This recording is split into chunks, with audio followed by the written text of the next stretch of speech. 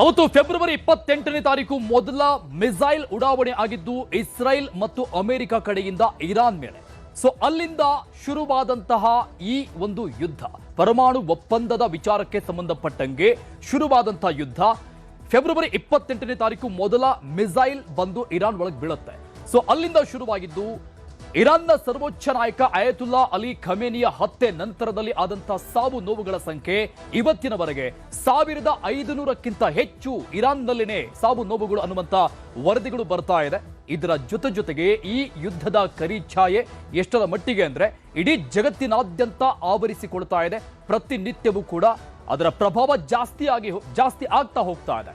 ಇನ್ನು ಫೆಬ್ರವರಿ 28ರಿಂದ ಇಲ್ಲಿವರೆಗೂ ನೂರಾರು ಜನ ಕನ್ನಡಿಗರು, ಈ ಗಲ್ಫ್ ಕಂಟ್ರಿಗಳಲ್ಲಿ ಇರುವಂತಹ ಕನ್ನಡಿಗರು ಈ ಯುದ್ಧದ ಪ್ರಭಾವಕ್ಕೆ ಒಳಗಾಗಿ ಅದರ ಪರಿಣಾಮವನ್ನ ಎದುರಿಸಿ ವಾಪಸ್ ತಾಯ್ನಾಡಿಗೆ ಬಂದಂತವರು ಅನೇಕರಿದ್ದಾರೆ. ಇನ್ನೊಂದಿಷ್ಟು ಜನರು ಅದೇ ಕಂಟ್ರೀಸ್ಗಳಲ್ಲಿ ಒದ್ದಾಡ್ತಾ ಇರುವಂತಹ ಪರಿಸ್ಥಿತಿಯಲ್ಲಿ ಇನ್ನೂ ಬಳಲ್ತಾ ಇರುವಂತಹ ಕನ್ನಡಿಗರಿದ್ದಾರೆ. ಬಟ್ ಇವತ್ತು ಇರುವಂತಹ ಮಾಹಿತಿ ಪ್ರಕಾರವಾಗಿ ಈ ಯುದ್ಧ ಒಂದಿಷ್ಟು ಕ್ರಮೇಣವಾಗಿ ತಣ್ಣಗಾಗ್ತಾ ಇದೆ ಅನ್ನುವಂಥ ವಿಚಾರಗಳು ಗೊತ್ತಾಗ್ತಾ ಇದೆ. ಬಟ್ ಗೊತ್ತಿಲ್ಲ, ಇಸ್ರೇಲ್ ಮತ್ತು ಇರಾನ್ ಮಧ್ಯದಲ್ಲಿ ನೇರ ಯುದ್ಧ ಯಥಾ ಪ್ರಕಾರವಾಗಿ ಇನ್ನೂ ಒಂದಿಷ್ಟು ದಿನಗಳ ಕಾಲ ಮುಂದುವರಿಯುತ್ತೆ ಅನ್ನೋ ಮಾಹಿತಿ ಸಿಗ್ತಾ ಇದೆ. ಮಧ್ಯಪ್ರಾಚ್ಯದಲ್ಲಿ ಯುದ್ಧಕ್ಕೆ ಇಸ್ರೇಲ್ ಮತ್ತು ಅಮೆರಿಕ ಮುನ್ನುಡಿ ಬರೆದು ಇವತ್ತಿಗೆ 8 ದಿನ ಆಯಿತು. ಇರಾನ್, ಇಸ್ರೇಲ್ ಜೊತೆಗೆ Dubai, Abu Dhabi, Kuwait, Jordan, Lebanon ಸೇರಿದಂಗೆ 15 ದೇಶಗಳ ಮೇಲೂ ಕೂಡ ನಿರಂತರವಾಗಿ ದಾಳಿಗಳು ಆಗ್ತಾನೆ ಇದೆ. ಆಪರೇಷನ್ ಎಪಿಕ್ ಫ್ಯೂರಿ ಭಾಗವಾಗಿ ಇರಾನ್ನಲ್ಲಿ 3000ಕ್ಕೂ ಹೆಚ್ಚು ನೆಲೆಗಳನ್ನ ಅಮೆರಿಕ ಮತ್ತು ಇಸ್ರೇಲ್ ಜಂಟಿಯಾಗಿ ಧ್ವಂಸಗೊಳಿಸಿದ್ದಾವೆ. ಆದರೆ ಇರಾನ್ ಕೂಡ ಮತ್ತೊಂದು ಕಡೆ ಕೈಕಟ್ಟಿ ಕೂತ್ಕೊಂಡಿಲ್ಲ. ಅಮೆರಿಕದ ಸೇನೆಯನ್ನ ಸರ್ವನಾಶ ಮಾಡ್ತೀವಿ ಅಂತ ಹಠಕ್ಕೆ ಬಿದ್ದಿದೆ. ಇರಾನ್ ಕೂಡ ಭೀಕರ ದಾಳಿಯನ್ನ ಮುಂದುವರಿಸ್ತಾ ಇದೆ.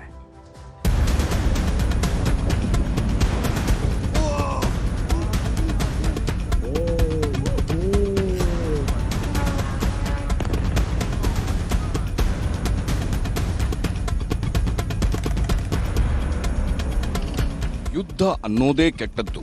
ಅಂಥದ್ರಲ್ಲಿ ಘೋರಾತಿ ಘೋರ ಯುದ್ಧಕ್ಕೆ ಇಸ್ರೇಲ್ ಅಮೆರಿಕ ಮುನ್ನುಡಿ ಬರೆದಿದೆ. ಇರಾನ್ ನೆಲವನ್ನ ಸರ್ವನಾಶ ಮಾಡಲು ಶುರು ಮಾಡಿ ಇವತ್ತಿಗೆ 8 ದಿನವಾಯಿತು. ಈ 8 ದಿನದಲ್ಲಿ ಚಂಡಮಾರುತದಂತೆ ಕ್ಷಿಪಣಿಗಳು ಎರಡೂ ದೇಶಗಳ ಮಹಾನಗರಗಳನ್ನೇ ಬೂದಿ ಮಾಡಿ ಹಾಕ್ತಿದೆ. ಬೆಂಕಿಯಲ್ಲಿ ಬೆಂದು ಹೋಗುವಂತೆ ಮಾಡುತ್ತಿದೆ. ಇರಾನ್, ಇಸ್ರೇಲ್ ಜೊತೆಗೆ Dubai, Abu Dhabi, Kuwait, Jordan, Lebanon ಸೇರಿದಂತೆ 15 ದೇಶಗಳ ಮೇಲೂ ನಿರಂತರವಾಗಿ ದಾಳಿಗಳಾಗ್ತಾನೇ ಇವೆ.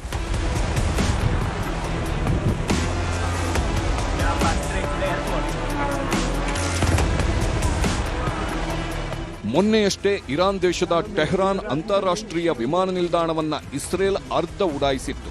ಈಗ ಮತ್ತೆ ಏರ್ಪೋರ್ಟ್ ಮೇಲೆ ಕ್ಷಿಪಣಿ ದಾಳಿ ನಡೆಸಿ ಎಲ್ಲವನ್ನೂ ನೆಲಸಮ ಮಾಡಿದೆ. ಟೆಹರಾನ್ನಲ್ಲಿರುವ ಮೆಹರಾಬಾದ್ ಅಂತಾರಾಷ್ಟ್ರೀಯ ವಿಮಾನ ನಿಲ್ದಾಣ ಈಗ ಬರೀ ನೆನಪು ಮಾತ್ರ.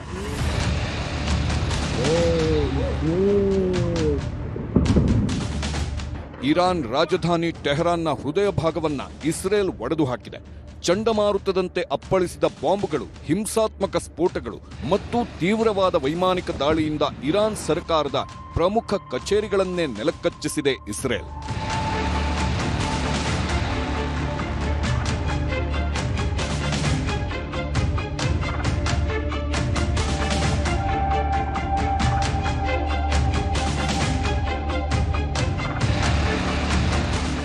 ಈಗಾಗಲೇ ಇರಾನ್ ದೇಶದ 60% ಸೇನಾ ಶಕ್ತಿಯನ್ನ ನಿರ್ನಾಮ ಮಾಡಿದ್ದೀವಿ ಅಂತಿದ್ದಾರೆ ಟ್ರಂಪ್. ಇಷ್ಟಕ್ಕೂ ಸುಮ್ಮನಾಗದೆ ಅಮೆರಿಕ ದಾಳಿ ಸಂಪೂರ್ಣವಾಗಿ ಹುಚ್ಚುತನಕ್ಕೆ ತಿರುಗಿದೆ. ಕಗ್ಗತ್ತಲ ರಾತ್ರಿಯಲ್ಲಿ ಅಮೆರಿಕ ಹಾಕ್ತಿರೋ ಒಂದೊಂದು ಸ್ಫೋಟಕಗಳು ಇರಾನ್ ನಗರವನ್ನ ಸ್ಮಶಾನ ಮಾಡುತ್ತಿದೆ.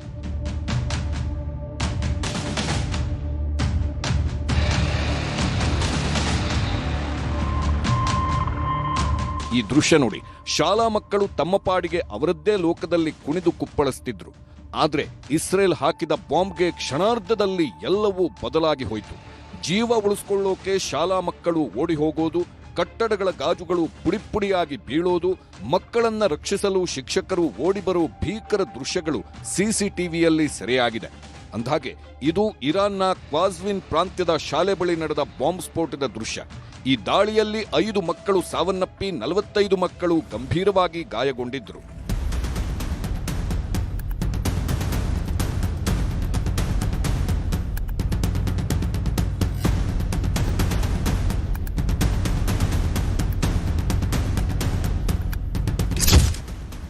ಇಸ್ರೇಲ್ ಜೊತೆ ಕೊಲ್ಲಿ ರಾಷ್ಟ್ರಗಳಿಗೆ Iran bomb.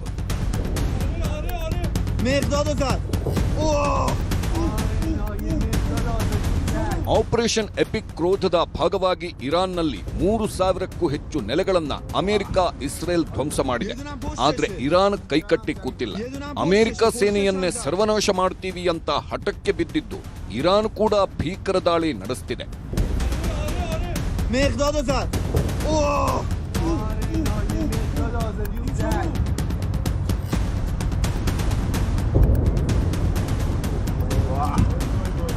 یه دونم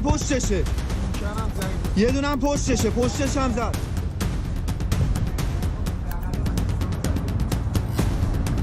Israel Bahrain ಸಿತ್ರಾದಲ್ಲಿರುವ BAPCO ತೈಲ ಮತ್ತು ಅನಿಲ ಸಂಸ್ಕರಣಾ ಘಟಕವನ್ನೇ ಇರಾನ್ ಬ್ಯಾಲಿಸ್ಟಿಕ್ ಕ್ಷಿಪಣಿ ದಾಳಿ ನಡೆಸಿ ಉಡಾಯಿಸಿದೆ.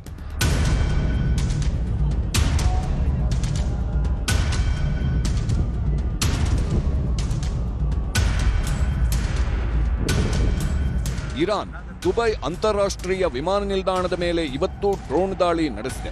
ಒಂದು ಕಡೆ ಮೆಟ್ರೋ ರೈಲು ಓಡಾಡುತ್ತಿದೆ, ಇನ್ನೊಂದು ಕಡೆ 10 ವಿಮಾನಗಳು ನಿಂತಿವೆ. ಇದರ ಮಧ್ಯೆ ದುಬೈ ಏರ್ಪೋರ್ಟ್ ಕಟ್ಟಡಕ್ಕೆ ಇರಾನ್ ಡ್ರೋನ್ ಬಂದು ಅಪ್ಪಳಿಸಿದೆ. ದುಬೈ ವಿಮಾನ ನಿಲ್ದಾಣದಿಂದ ಹೊರಡುವ ಎಲ್ಲ ವಿಮಾನಗಳ ಕಾರ್ಯಾಚರಣೆಗಳನ್ನು ತಾತ್ಕಾಲಿಕವಾಗಿ ರದ್ದು ಮಾಡಿದ್ರು.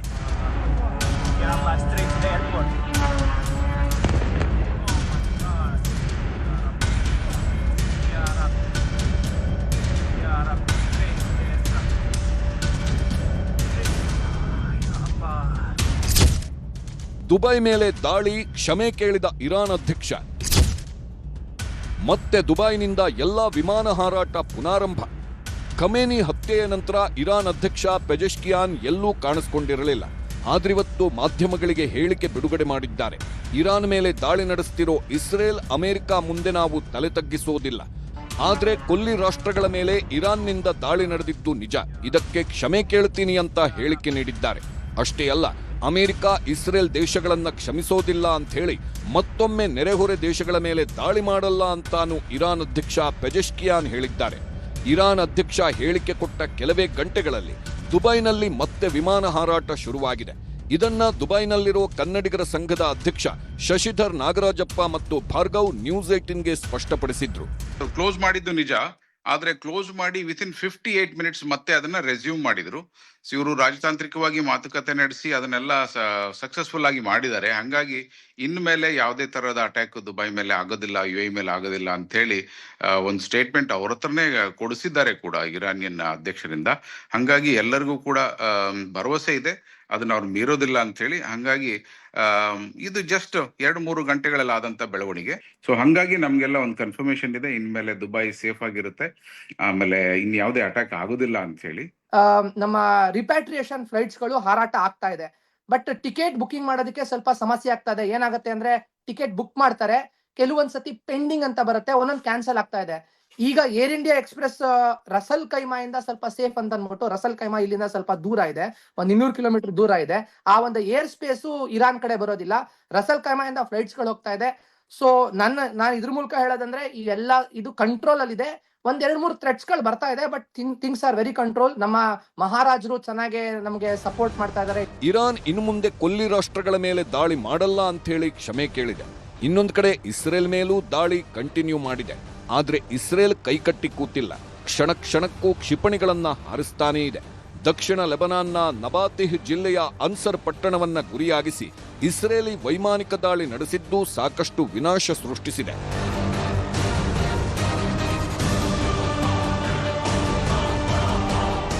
ಇನ್ನು ಇರಾನ್ ರಾಜಧಾನಿ ಟೆಹರಾನ್ನಲ್ಲಿರುವ ನ್ಯಾಯಾಲಯ ಕಟ್ಟಡ, ಪೊಲೀಸ್ ಪ್ರಧಾನ ಕಚೇರಿ ಮತ್ತು ಕಾನೂನು ಜಾರಿ ಸಂಸ್ಥೆಗಳ ಕಟ್ಟಡಗಳು ನಿರ್ನಾಮವಾಗಿವೆ.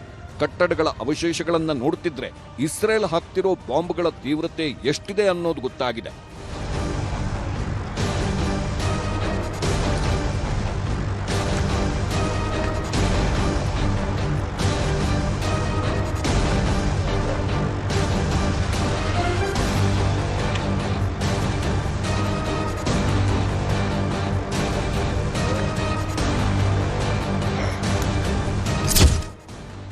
ಘೋರ ಯುದ್ಧದಲ್ಲಿ ಸಾವು ನೋವು, ಆದ ನಷ್ಟ ಅಘೋರ. ಇರಾನ್, ಇಸ್ರೇಲ್, ಅಮೆರಿಕ ನಡುವಿನ ಘೋರ ಯುದ್ಧದ 8ನೇ ದಿನವೂ ಕಂಟಿನ್ಯೂ ಆಗ್ತಿದೆ. ಯಾವಾಗ ನಿಲ್ಲುತ್ತೆ ಅನ್ನೋದನ್ನ ಊಹಿಸೋಕ್ಕಾಗಲ್ಲ. ಆದ್ರೆ ಈ 8 ದಿನದಲ್ಲಿ ಆದ ಸಾವು ನೋವು ನಷ್ಟಗಳು ಮಾತ್ರ ಅಪಾರ. ಅಂತಾರಾಷ್ಟ್ರೀಯ ವರದಿ ಪ್ರಕಾರ ಇರಾನ್ ದೇಶದಲ್ಲಿ ಇಲ್ಲಿವರೆಗೆ 1380 ಜನ ಶವವಾಗಿ ಹೋಗಿದ್ದು 6235 ಜನರಿಗೆ ಗಂಭೀರ ಗಾಯಗಳಾಗಿವೆ. ಅಂದಾಜು 10 ಲಕ್ಷ ಕೋಟಿ ರೂಪಾಯಿಯಷ್ಟು ನಷ್ಟ ಅನುಭವಿಸಿದೆ ಇರಾನ್. ಇನ್ನು ಲೆಬನಾನ್ನಲ್ಲಿ ಯುದ್ಧದಿಂದ 235 ಜನರ ಸಾವಾಗಿದ್ದು 860ಕ್ಕೂ ಹೆಚ್ಚು ಜನರಿಗೆ ಗಾಯವಾಗಿದೆ. ಇಲ್ಲಿವರೆಗೂ ಅಂದಾಜು 2 ಲಕ್ಷ ಕೋಟಿ ರೂಪಾಯಿಯಷ್ಟು ನಷ್ಟ ಸಂಭವಿಸಿದೆ. ಇನ್ನು ಇರಾನ್ ಪ್ರತಿದಾಳಿಯಿಂದ ಇಸ್ರೇಲ್ನಲ್ಲೂ 25 ನಾಗರಿಕರ ಸಾವಾಗಿದ್ದು 157 ಜನರಿಗೆ ಗಾಯವಾಗಿದೆ. ಅಂದಾಜು 6 ಲಕ್ಷ ಕೋಟಿ ರೂಪಾಯಿಯಷ್ಟು ಆರ್ಥಿಕ ನಷ್ಟ ಇಸ್ರೇಲ್ ಅನುಭವಿಸುತ್ತಿದೆ.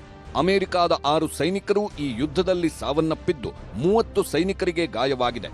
ಅಂದಾಜು 5 ಲಕ್ಷ ಕೋಟಿಗೂ ಹೆಚ್ಚು ಹಣವನ್ನ ಯುದ್ಧಕ್ಕಾಗಿ ಅಮೆರಿಕ ಖರ್ಚು ಮಾಡಿದೆ. ಇದೆಲ್ಲ ಸದ್ಯಕ್ಕೆ ಸಿಕ್ಕಿರುವ ಲೆಕ್ಕ.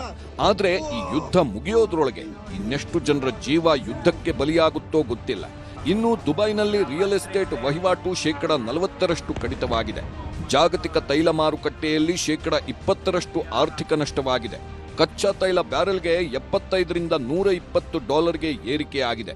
ಅಂತಾರಾಷ್ಟ್ರೀಯ ಷೇರು ಮಾರುಕಟ್ಟೆಗೆ 25 ಲಕ್ಷ ಕೋಟಿ ರೂಪಾಯಿ ನಷ್ಟವಾಗಿದೆ. 30 ದೇಶಗಳ ಆಮದು ರಫ್ತು ಸ್ಥಗಿತವಾಗಿದೆ. ಇಂಥ ಯುದ್ಧ ನಿಜಕ್ಕೂ ಬೇಕಾ ಅನ್ನೋದು ಎಲ್ಲರ ಪ್ರಶ್ನೆ. Bureau report, news 18. ಹೀಗೆ ಇರಾನ್ ವರ್ಸಸ್ ಇಸ್ರೇಲ್ ಮಧ್ಯದಲ್ಲಿ ನಡೀತಾ ಇರುವಂತಹ ಈ ಒಂದು ಘೋರ ಯುದ್ಧ ಇವತ್ತಿಗೆ ಬರೋಬ್ಬರಿ 1 ವಾರ ಅಂದ್ರೆ 8ನೇ ದಿನಕ್ಕೆ ಕಾಲಿಟ್ಟಾಗಿದೆ.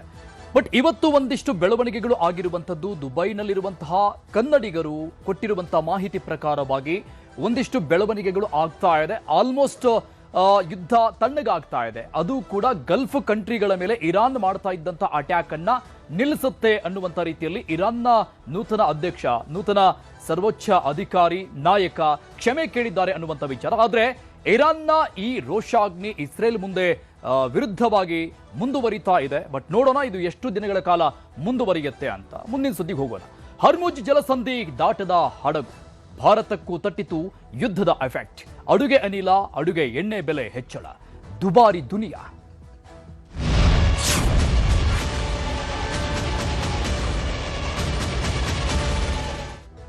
ಮಧ್ಯಪ್ರಾಚ್ಯದಲ್ಲಿ ಯುದ್ಧ ನಡೀತಾ ಇದೆ. ಜಗತ್ತಿನ ಯಾವುದೋ ಮೂಲೆಯಲ್ಲಿ ಯುದ್ಧ ನಡೆದ್ರೆ ನಮಗೇನು, ಅದರಿಂದ ನಮಗೇನು ಪ್ರಭಾವ ಆಗುತ್ತೆ, ನಮಗೇನು ಪ್ರಾಬ್ಲಮ್ ಇಲ್ಲ ಅಲ್ವಾ ಅಂದುಕೊಳ್ಳೋದು ಶುದ್ಧ ತಪ್ಪು. ಅದರ ಪ್ರಭಾವ ಈಗ ಭಾರತದ ಮೇಲೂ ಕೂಡ ಬೀರ್ತಾ ಇದೆ. ಪ್ರಪಂಚದ ಎಲ್ಲೇ ಯುದ್ಧಗಳಾದ್ರೂ ಕೂಡ ಆಮದು ರಫ್ತು ಪ್ರಕ್ರಿಯೆಗೆ ಮೊದಲು ತೊಡಕಾಗುತ್ತೆ. ಹರ್ಮುಜ್ ಜಲಸಂಧಿಯಲ್ಲಿ ಹಡಗುಗಳಿಗೆ ದಿಗ್ಬಂಧನ ಹಾಕಿರುವ ಕಾರಣಕ್ಕೆ ಕಚ್ಚಾ ತೈಲ ಹಾಗೂ ಗ್ಯಾಸ್ ಪೂರೈಕೆಯಲ್ಲಿ ಈಗ ವ್ಯತ್ಯಯ ಇದೆ. ಇದರ ಪರಿಣಾಮವಾಗಿ ಗೃಹ ಬಳಕೆ ಸಿಲಿಂಡರ್, ವಾಣಿಜ್ಯ ಬಳಕೆ ಸಿಲಿಂಡರ್, ಅಡುಗೆ ಎಣ್ಣೆ ಸೇರಿದಂತೆ ಹಲವು ವಸ್ತುಗಳ ಬೆಲೆಗಳು ಏರಿಕೆ ಆಗ್ತಾ ಇದೆ.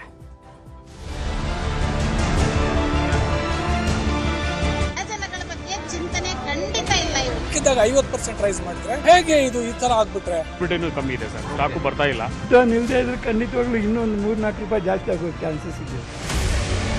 ಮಧ್ಯಪ್ರಾಚ್ಯದಲ್ಲಿ ಯುದ್ಧ ಆದ್ರೆ ಇಂಡಿಯಾದಲ್ಲೂ ಅದರ ನೇರ ಪರಿಣಾಮ ಬೀರುತ್ತಿದೆ.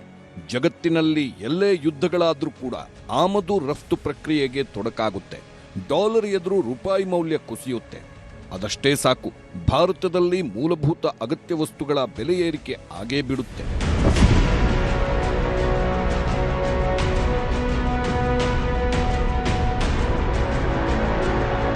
ಮಧ್ಯಪ್ರಾಚ್ಯದಲ್ಲಿ ಯುದ್ಧದ ಎಫೆಕ್ಟ್ ಭಾರತಕ್ಕೆ ಜೋರಾಗಿ ತಟ್ಟಿದೆ.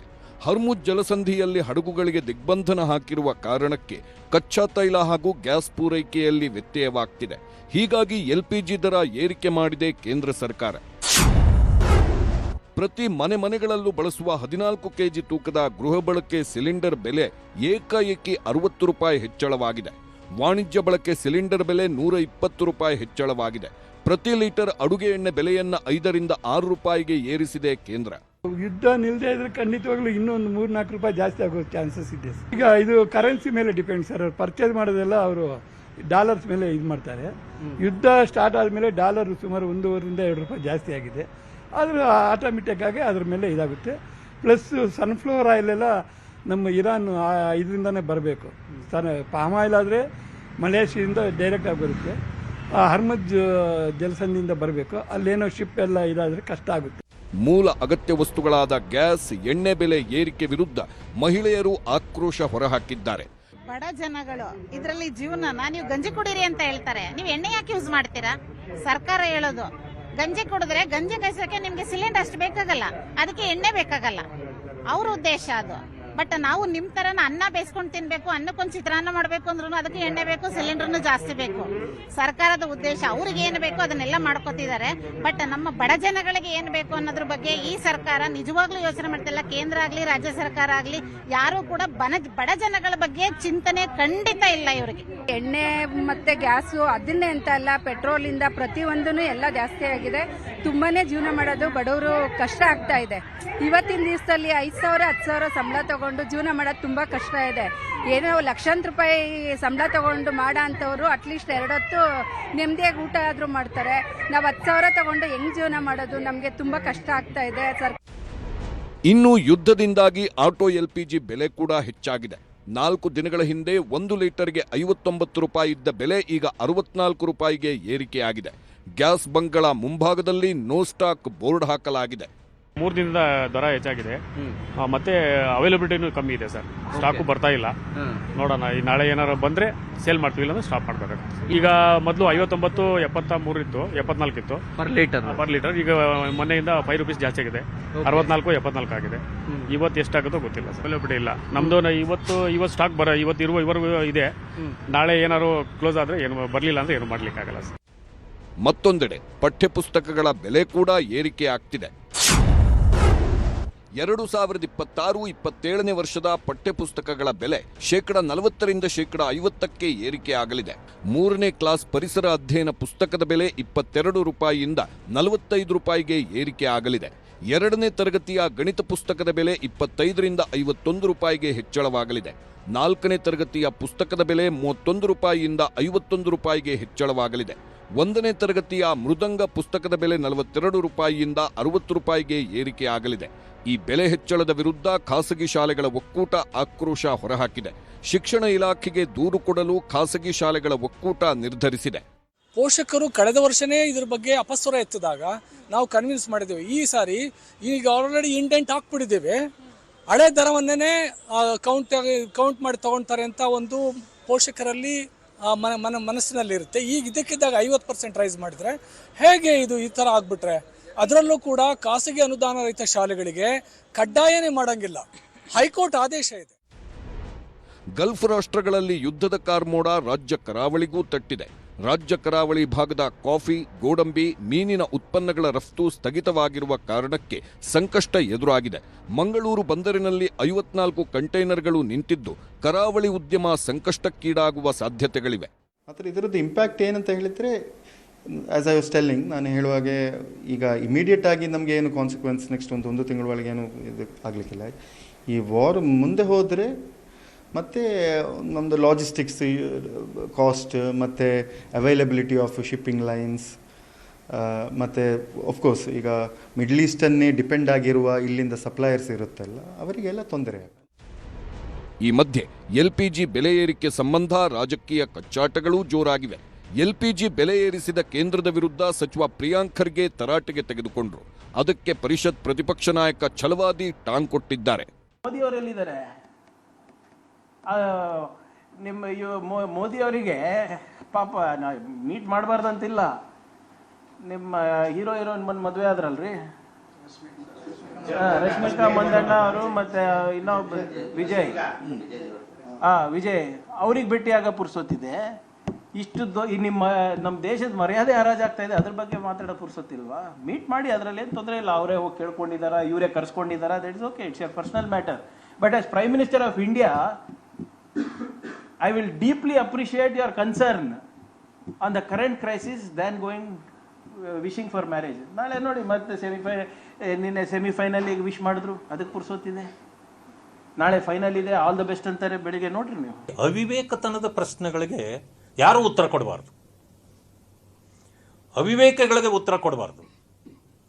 ಅವ್ರನ್ನ ನಿಜವಾಗ್ಲೂ ಪ್ರಜ್ಞೆ ಇದ್ದು ಅವಲೋಕನ ಮಾಡಿ ತಪ್ಪಾಗಿದ್ದರೆ ಪ್ರಶ್ನೆ ಕೇಳಿದ್ರೆ, ಪ್ರಬುದ್ಧರು ಇದಕ್ಕೆ ಏನಾದರೂ ಇದ್ದರೆ ನಾವು ಉತ್ತರ ಕೊಡಬೇಕಂತ.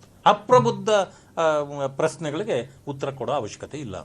ಯುದ್ಧ ನಿಲ್ಲೋ ಲಕ್ಷಣಗಳು ಕಾಣುತ್ತಿಲ್ಲ, ಹಡಗುಗಳ ಸಂಚಾರವಿಲ್ಲ. ಹೀಗೆ ಆದ್ರೆ ಬೆಲೆಗಳು ಗಗನ ದಾಟಿ ಹೋಗೋದ್ರಲ್ಲಿ ಸಂಶಯಗಳೇ ಬೇಡ. ಯುದ್ಧ ನಿಲ್ಲದಿದ್ರೆ ಮತ್ತಷ್ಟು ಬರೆ ಬೀಳುವುದಂತೂ ನಿಶ್ಚಿತ.